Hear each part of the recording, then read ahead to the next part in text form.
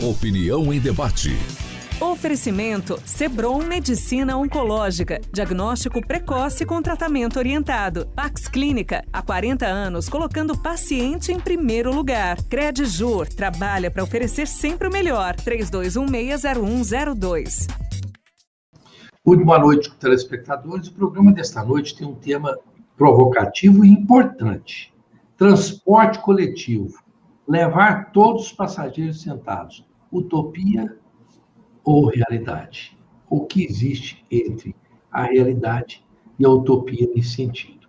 Para falar sobre esse assunto importantíssimo, estão em nosso estúdio os seguintes profissionais. Dr. Alessandro Moura, vice-presidente do SET e porta-voz da FETASul. E Dr. Carlos Leão, porta-voz da FETASul em Anápolis e representante da concessionária do transporte coletivo da cidade. Bom, eu quero começar aqui com o Alessandro Moura. Alessandro, evidentemente que o bom senso, a qualificação e o desejo de todas as pessoas é que o transporte pudesse ser, transporte público coletivo, pudesse ser realizado com as pessoas chegando ali, todo mundo senta no ônibus, vai sentadinho, bonitinho, não vai um passageiro em pé, ninguém se atropela e cada um vai para o seu destino como se estivesse sentado no automóvel. Bom, isso não é realizado em Goiânia. Quais são, para nós começarmos a falar sobre isso, quais são as dificuldades, o que existe de transponível ou intransponível para que isso aconteça? Boa noite, Roseval. Boa noite, Dr. Carlos. Quero agradecer a oportunidade de estar com vocês. Estou muito honrado de estar nessa bancada, principalmente falando de um tema que é tão caro às cidades, em especial a Goiânia e a Anápolis também, que é o tema do transporte público coletivo. Esse é o nosso desafio como moradores dessas cidades, como moradores de Goiânia e Anápolis, para construir uma cidade melhor. Não é um desafio fácil, e a sua pergunta, Rosenval, é uma pergunta bastante provocadora, no sentido que, para a gente fazer uma análise adequada e profunda do modelo de transporte que nós escolhemos, se desejamos ou não transportar pessoas sentadas em pé, nós precisamos fazer uma análise que vai além da quantidade de pessoas que estão dentro do veículo. Deixa eu tentar ser mais claro com um exemplo. Na sua fala, Rosenval, você nos diz, seria possível colocarmos num ônibus as pessoas sentadas tal como se estivessem num veículo particular? Possível é. A grande questão que está colocada para a gente agora é a seguinte: nós estamos dispostos a pagar pelo custo operacional de um ônibus só com pessoas sentadas? Me parece que não é o caso, querido Rosenval e Dr. Carlos. Porque um dos princípios que regem o transporte público é exatamente o da modicidade. E aí eu pergunto a cada um de vocês se vocês imaginam que o custo com transporte público se equipara ao custo de manutenção de um veículo particular. Recentemente, nós tivemos um aumento no preço dos combustíveis, entre eles o diesel utilizado no transporte público, e esse aumento não foi repassado para o usuário. E por que não? Exatamente porque existe um princípio que reforça a modicidade do transporte público. E se a gente fosse apontar outras formas de solução, porque entendo que a grande questão do transporte público hoje é sim a quantidade de pessoas por veículo, é sim o desconforto do aguardar, de esperar, mas a grande questão do transporte público hoje, a gente ouve muito isso, tem que colocar mais carros na rua, tem que aumentar a quantidade de veículos passando em tal linha. E aí, sobre esse aspecto, para mim ele é central, tá, para a gente entender a questão da quantidade de veículos ou de pessoas sentadas nesses veículos, eu queria discordar dessa fala e colocar uma outra provocação. Será que a gente precisa de mais carros na rua ou será que a gente precisa de mais viagens? Será que a velocidade média comercial dos veículos, e aí, doutor Carlos, vou falar agora só de Goiânia, ela é suficiente para competir com um veículo particular? Vou te dar um exemplo básico. Quando você não chega a 12 km por hora de velocidade média comercial, você acha que você consegue competir com um veículo particular? Então, eu acho que antes da gente falar em transportar as pessoas sentadas, nós precisamos falar de outras coisas, que são estruturais e que demandam extrema vontade política. Talvez seja o caso, inclusive, delas não terem encaminhado. A construção de corredores exclusivos para o transporte público, para aumentar a velocidade média. Hoje, o transporte, ele compete com o carro particular. Não é o caso, não deve ser assim.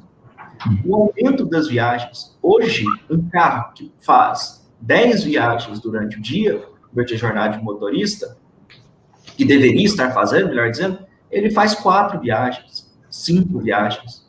Então, se eu aumento a velocidade média nessa situação de 12 km para 20, 25 km, na teoria, eu dobro a quantidade de veículos a quantidade de viagens daquele mesmo veículo.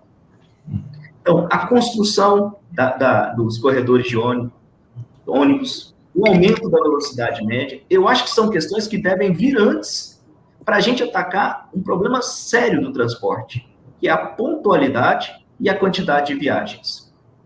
Agora, doutor Carlos Leão, evidentemente que essas explicações que resvalam para uma natureza técnica, de estrutural, para o passageiro, ele não quer nem saber. Ele fala, eu não sei se a velocidade média é assim, se o número de viagem é assado. Eu só sei o seguinte, o que ele fala, eu gostaria de viajar sentado no ônibus. E não quero ir em pé, e o passageiro reivindica isso décadas após décadas. Quais são os entraves, doutor Carleão, que impedem que o poder público perceba isso? Porque isso é um desgaste muito grande para as empresas que atuam, porque são considerados os empresários vilões do sistema. É um problema sério de natureza também do administrador público, que parece que não dá conta de resolver o problema. Quais são os entraves? Quer dizer, que nós teríamos que ir desatando devagarzinho para chegar a esse ponto.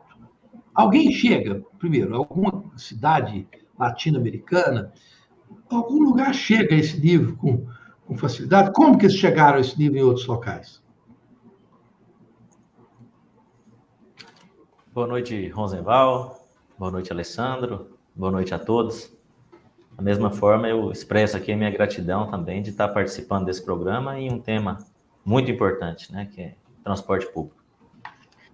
Até aproveitando a fala do Alessandro, Rosenval, acho que a vontade política tem que estar acima de tudo quando o assunto é transporte público, né, um serviço essencial.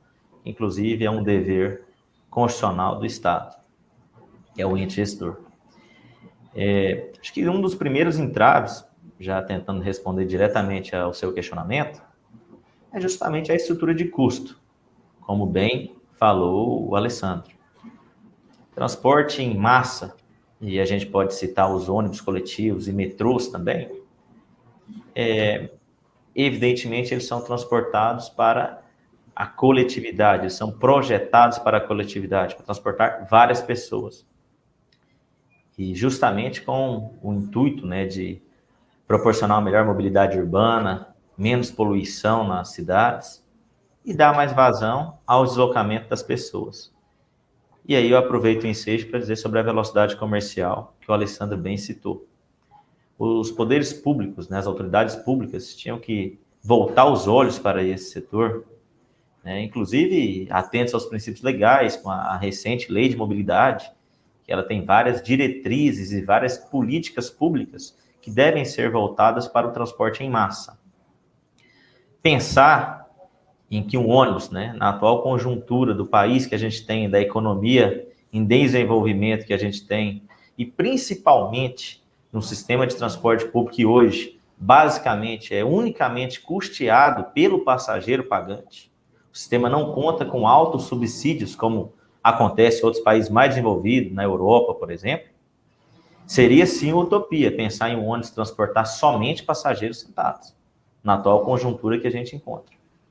Agora, com relação à frequência horária, que o Alessandro bem falou, se houver mais incentivos, mais políticas públicas para o transporte, a gente consegue ter uma frequência muito maior.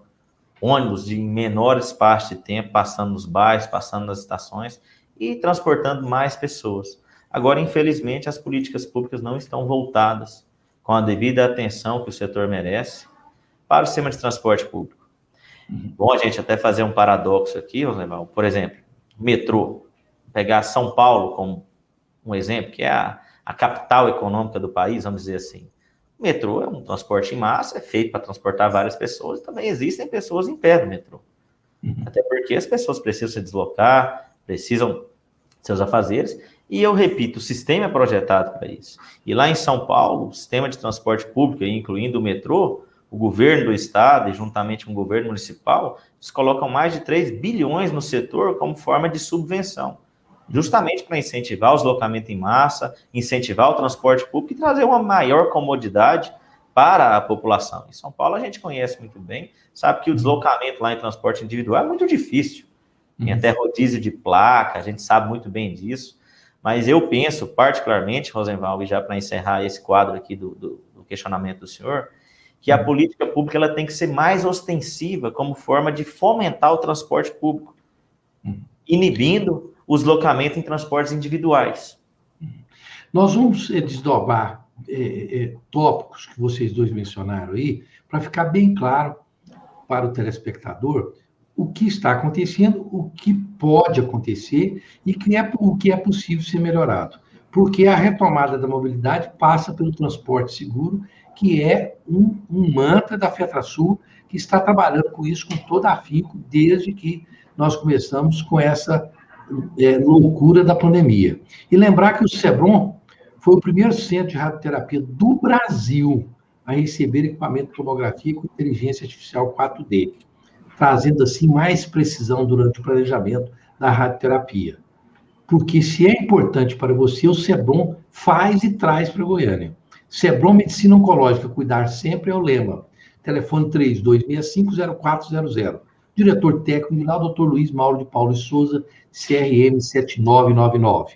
E a Cerrado Acabamento não é somente uma loja, mais uma não. É a melhor no setor, com tudo à pronta entrega.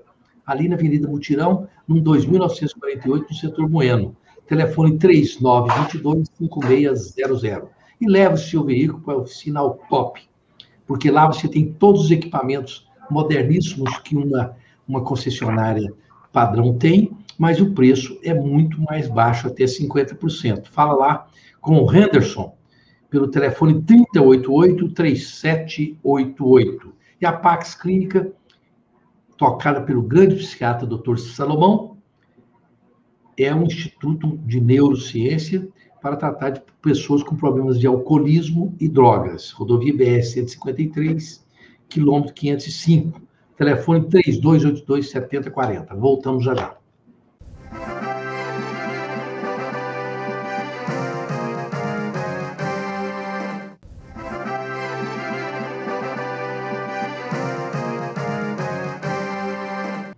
Estamos de volta com a Opinião em Debate desta noite, falando sobre o transporte coletivo, as utopias, ilusões e realidades que podem acontecer.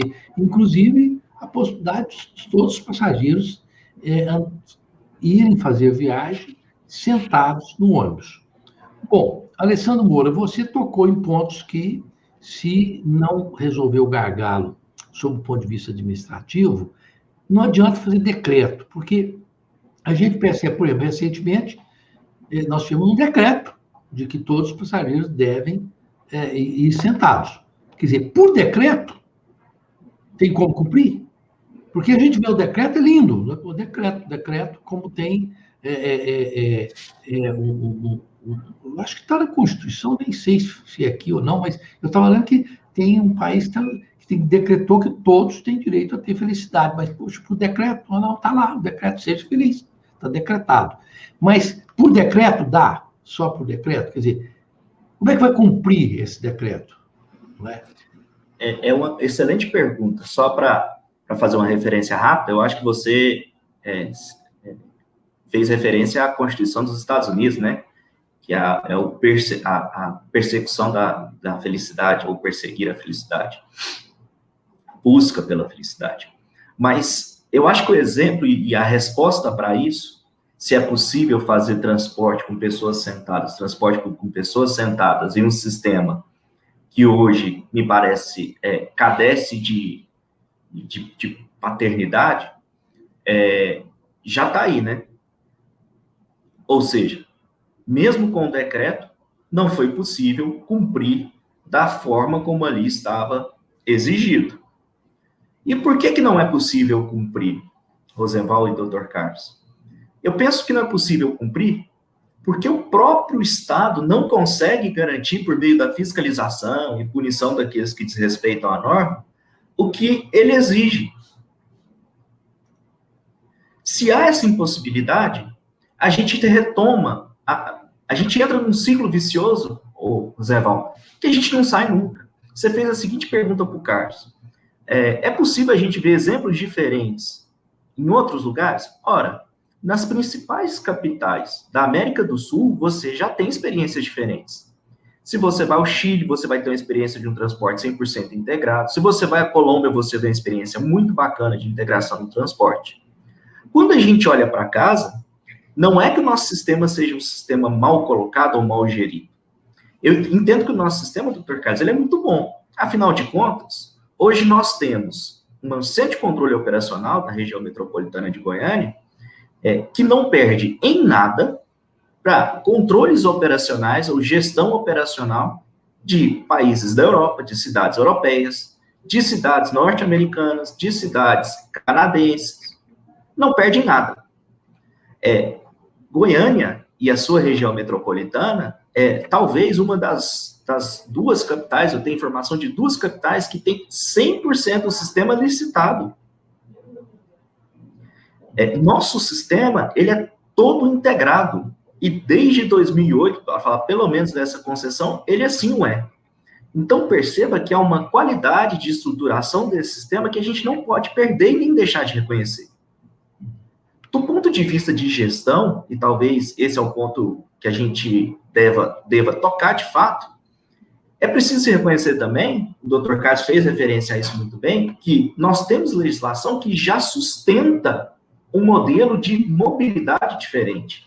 Porque falar de transporte público é falar de mobilidade, de como as pessoas se deslocam dentro da cidade com dignidade.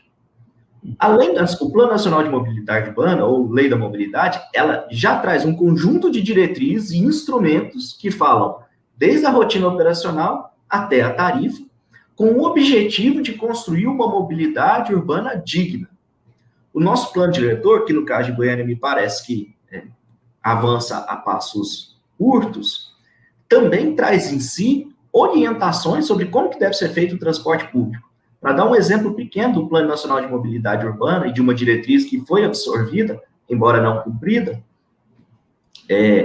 a tarifa, ela deve ser, a recomendação, a diretriz é de que parte do custeio da tarifa seja feito pelo ente concedente, pelo Estado. Sabe por quê? Porque ele é dono do transporte público. E aí, se ele entender que a tarifa ao usuário vai ser R$ 4,30, R$ 2,00, de graça, aí é por conta dele, é uma decisão política. Um outro exemplo aqui da região de Goiânia, e se eu não estiver enganado com relação à data, nós temos, desde 2013, a legislação que institui o parquímetro. Não só a lei municipal, como o decreto que o regula também. Aqui, me parece que nós chamamos de área azul. Vocês, quando andam pela cidade, vocês percebem a implantação dessa ferramenta?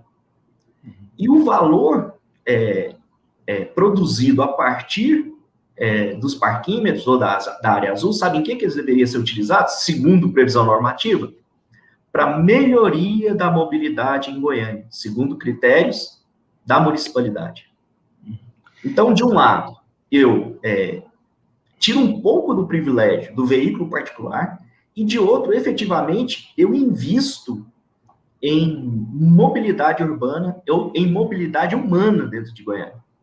Infelizmente, ao que me parece, nós temos arcabouço jurídico, arcabouço técnico, nós estamos prontos para aplicar isso, mas nós não temos vontade política, nós não temos foco para tanto. Agora, doutor Carlos Leão, é interessante, porque nós estamos no rádio, e o doutor Alessandro Moura, que participa conosco lá muito ativamente, sabe disso. O que o usuário fala? O usuário tem a impressão que tem usuário que escreve aqui, eu vou até amenizar, mas escreve assim, confisca esses ônibus desses exploradores, desses vagabundos, põe no município, o município toma conta, resolve o problema, porque é um banco de sanguessuga e aí vai todo tipo de adjetivação aos empresários. E pensando imaginando piamente que essa medida drástica resolveria o problema. Eu vou deixar a pergunta no ar para o senhor responder no segundo bloco, porque eu entendo que ela não é uma resposta que possa ser respondida rapidamente. Nós estamos com os minutos finais neste bloco.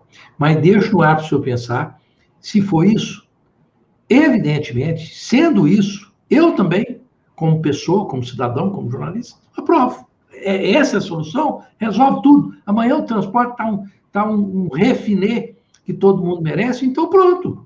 Vamos fazer isso, é só vontade de um jeito de falar e passar a caneta, confiscar tudo e passar a tomar conta. Vamos falar sobre essa equação, porque o povão acredita nisso. Muita gente acredita nisso. Fica para o segundo bloco para o senhor responder, tá? Lembrando que a Credijur é a instituição financeira da família e dos negócios advogados em Goiás. Filie-se e aproveite as vantagens nos produtos e serviços bancários, com maior eficiência e menores custos. Telefone 3216-0102, porque a Credijur faz parte do Complexo Cicobi, com mais de 2 mil pontos espalhados pelo país. E é na cooperativa que você se livra dos juros altíssimos e do mau atendimento dos grandes bancos. O Sebrae de Goiás está há mais de 4 décadas dando apoio a pequenos e médios empresários. Acesse sebrae.com.br e descubra a unidade mais próxima de você.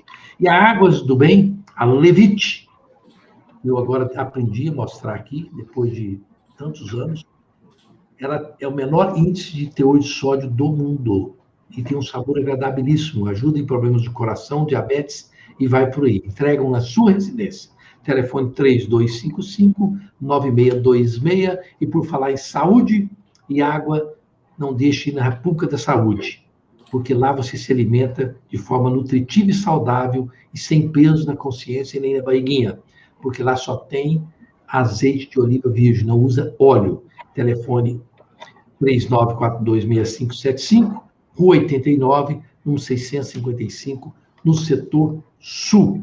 E a Implant Center é um centro integrado de tratamentos dentais com profissionais altamente qualificados. Rua 144, número 141, no setor marista. E lembre-se que a Joyce Barbearia é o templo do homem moderno. Rua 1123, quadra 225, no setor marista. Telefone 3988-6223. Voltamos já já.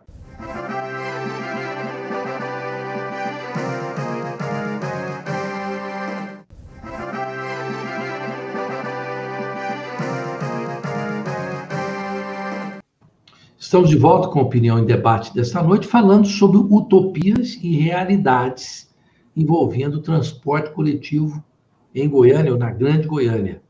Pode todo mundo ir sentado? Confiscar? Resolve? O que é utopia? O que é realidade?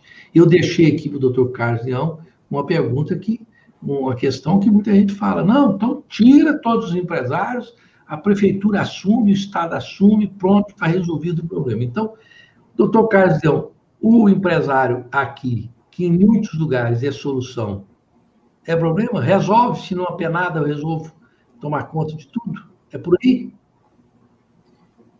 Olha, Rosemar, é muito interessante a sua pergunta e é bem verdade que às vezes a gente ouve isso mesmo dos usuários ou de alguma opinião pública de um lado ou de outro. Agora, eu vou tomar a liberdade de fazer uma contextualização antes, bem rápida. O serviço de transporte público, constitucionalmente, por excelência, ele é do Estado. Seja o município, ou seja o Estado mesmo em si, aonde ele participar. E aí o Alessandro bem pontuou, dizendo quem seria a paternidade desse sistema. Então, por excelência, ele é do ente público. Ele pode delegar para um privado através da licitação, que tem os seus regramentos. E aqui eu concordo plenamente com o que o Alessandro falou, que o nosso regramento, o nosso arcabouço jurídico, seja ele do regramento da licitação, do regramento contratual ou das próprias legislações extravagantes que regem o tema, ele é muito bem enquadrado e muito bem pensado. O que falta é vontade política mesmo, de colocar em prática, deditamente, o que prevê. A gente não precisa fazer muito esforço, Rosenval, e isso é um senso comum, todos nós já sabemos, que a administração pública, ela tem uma certa burocracia e um certo protocolo legal que precisa ser seguido. Vamos imaginar que a administração pública retome o serviço. Como seria a questão de, por exemplo, fazer uma compra de um combustível, uma compra de um insumo, uma compra de um pneu, uma sanção disciplinar a um eventual empregado que comete uma falha? A gente não precisa fazer muito esforço para saber, evidentemente, que existe uma morosidade, uma burocracia muito grande nesses protocolos a ser seguidos no que toca à administração pública. Já do lado da iniciativa privada, as coisas tendem a correr bem mais rápido, porque tem uma gestão mais próxima sobre a situação. O regramento legal que rege a administração privada, ele é diferente da administração pública. Então, eu discordo. Essa questão de confiscar ônibus, que a administração pública retomar, seria uma solução. Eu vejo isso muito distante e acredito fielmente que não é por aí o caminho. Até porque a gente tem vários exemplos de fracasso onde isso aconteceu. A gente pode pegar até, por exemplo, a Metrobus, que é uma estatal, uma empresa que está em vias aí até de buscar uma licitação do serviço para o setor privado, justamente pela dificuldade da administração pública em gerir, em executar esse serviço. É por esse motivo que ela outorga para um privado e existe um regramento por trás disso tudo. Muito embora esse regramento não é seguido, como bem pontuou o Alessandro. O Alessandro citou uma questão da modicidade tarifária, que isso é um preceito legal, muito importante a gente esclarecer isso para a população, Rosenval. E dentre outros temas, justamente para desmistificar essa questão, é confiscar os ônibus, o município toca e administra. Não é por aí. Para você ter uma ideia, a modicidade tarifária está prevista na lei. A modicidade tarifária é para o usuário, justamente para fomentar a mobilidade urbana. O sistema de transporte público de Goiânia, por exemplo, o usuário paga um valor da tarifa, o sistema é totalmente integrado e percorre, às vezes, 60, 70 quilômetros com única tarifa. Ao passo que aqueles que percorrem menores distâncias, com o valor da tarifa no mesmo patamar, subsidia esse usuário mais distante, subsidia as gratuidades. Então, é um sistema que ele tem uma metodologia de subvenção cruzada. Agora, a modicidade tarifária, que é um dever do Estado, e aí entra a política pública, que o Alessandro bem falou, ela não pode ser tirada nas costas da empresa. Ela não pode ser tirada em cima do operador, e sim do ente público. Nós temos, inclusive, uma ação do Ministério Público, se não me engano, de 2018, que busca compelir o Estado a cumprir a legislação que ele próprio editou, que ele próprio vaticinou, que é das gratuidades para o transporte público, que eu até prefiro usar a expressão beneficiários, porque quem estão pagando por eles hoje são os outros usuários, enquanto que pelo dever legal, pelo preceito legal que foi criado pelo ente, quem deveria bancar isso era o Estado, e não vem fazendo. Para ilustrar um pouco o que o senhor falou, e eu concordo que o Estado é difícil, o Estado não é fácil. Eu tive uma única traumática experiência sendo diretor do Teatro Goiânia. A coisa funciona mais ou menos assim. Chega que fará, fura o pneu do ônibus. Aí o Estado tem que fazer uma lista tríplice para saber qual o borracheiro que vai consertar o pneu do ônibus. Consertou o pneu do ônibus, ficou parado há alguns dias por conta da burocracia. Aí eu falei, agora pode o ônibus rodar? Não, porque o único cara que está adaptado pelo Estado para encher o pneu do ônibus, ele não veio hoje. Então, é mais ou menos assim. Eu me lembro de uma coisa absurda. Só para ilustrar o tanto que tem N coisas que pode contar, quem está na coisa pública pode contar, tem histórias escabrosas para contar. O teatro, o ar-condicionado do Teatro Goiânia é um motor, como se fosse o motor de um ônibus, da Chrysler, que faz lá o teatro muito antigo. Eu tinha que reparar, porque não estava sem ar-condicionado no teatro. E faltava uma peça qualquer. Não tinha outro lugar para comprar a peça, a não ser um único lugar em Detroit. Mesmo assim, emperrou, porque tinha que fazer licitação. Mas como fazer licitação? Só tem um lugar que vende. E eu fiquei tão agastado com aquilo que eu arrumei um grupo de empresários que me ajudaram a comprar tal peça e eu trouxe a peça por conta própria. E depois quase me deu problema, porque eu não podia fazer isso também. Quer dizer, então, o Estado é um negócio assim que as pessoas não têm ideia de como o Estado realmente é uma coisa complexa para se operar. Você disse que tem que chamar... Bom, a Misa está dizendo aqui, ela é igual ao Estado, ela tem horário, tem tudo certinho aqui, tem que fazer isso. Vamos para o intervalo rápido, intervalo comercial, voltamos já já.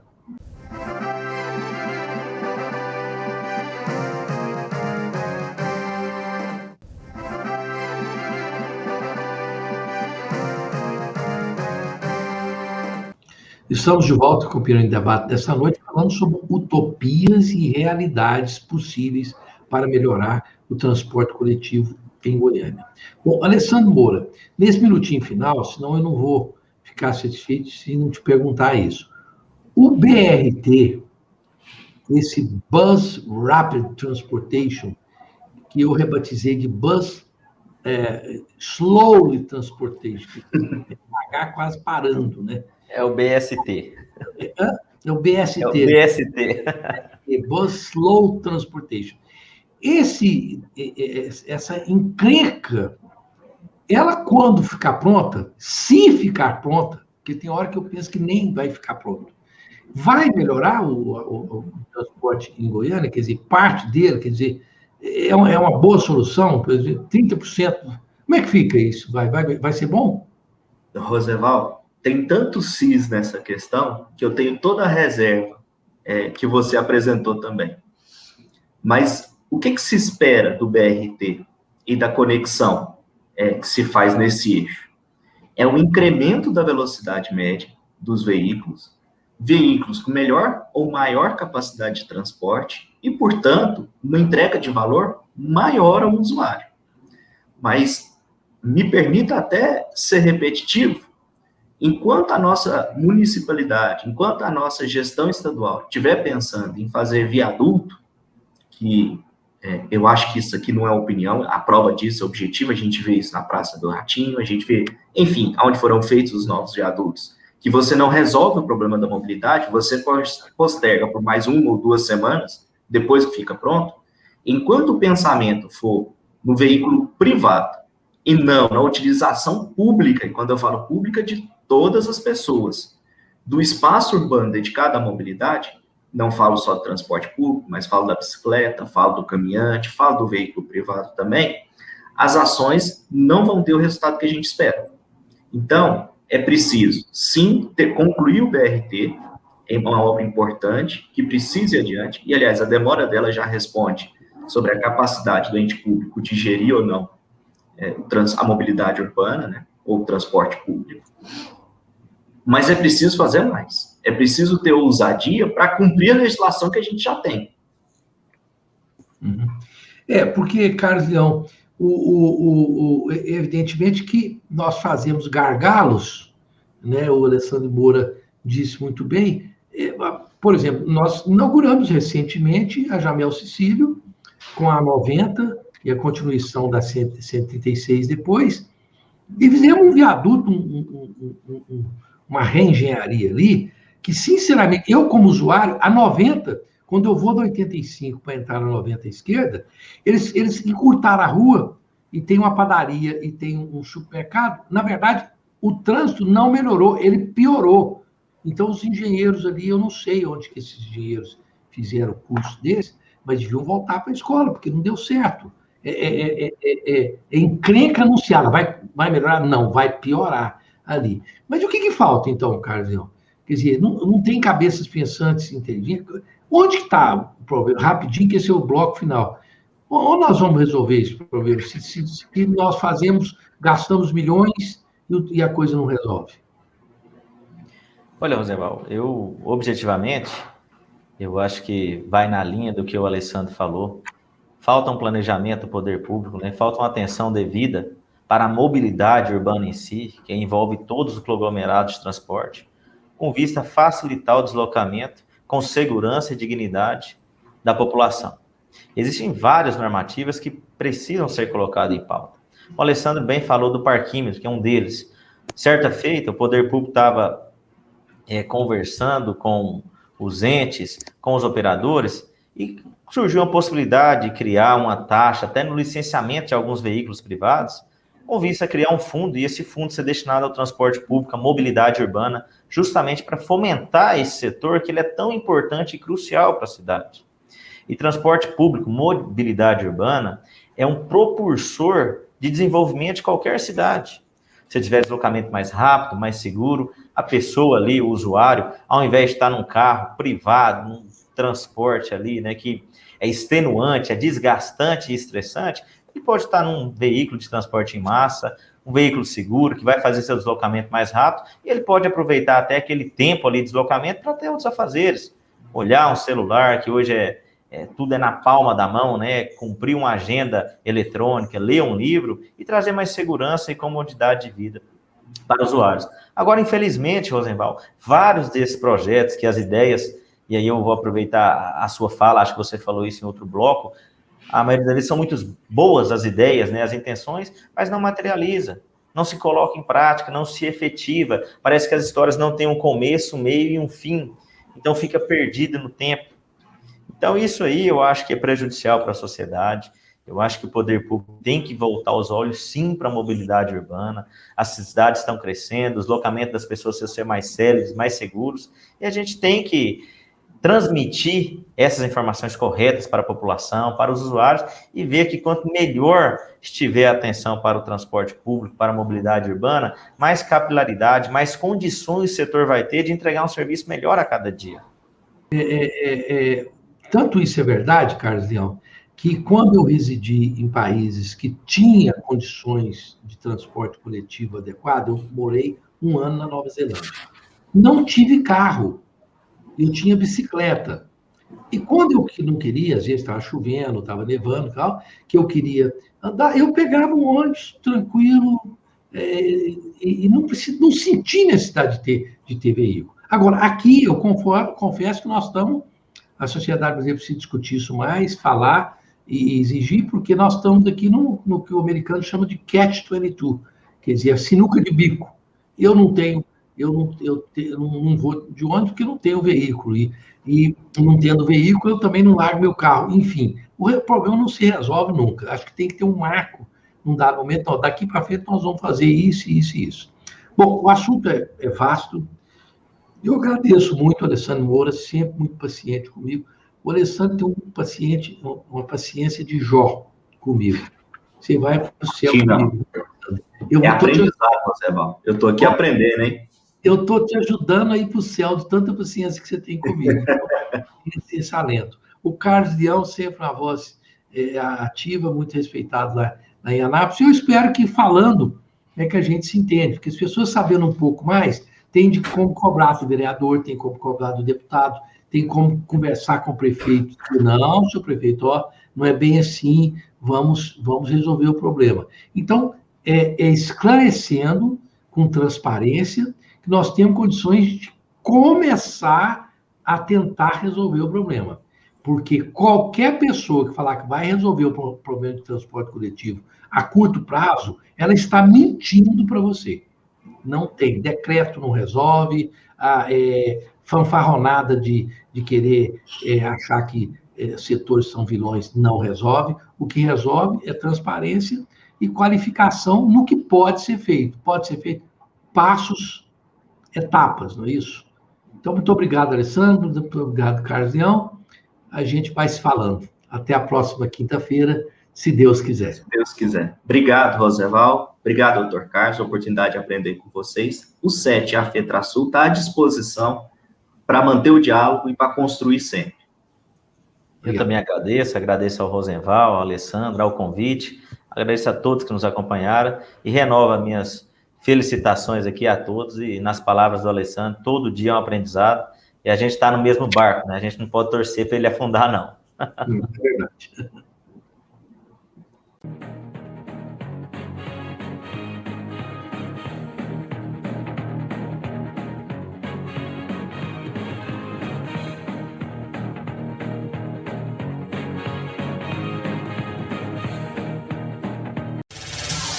Opinião em debate.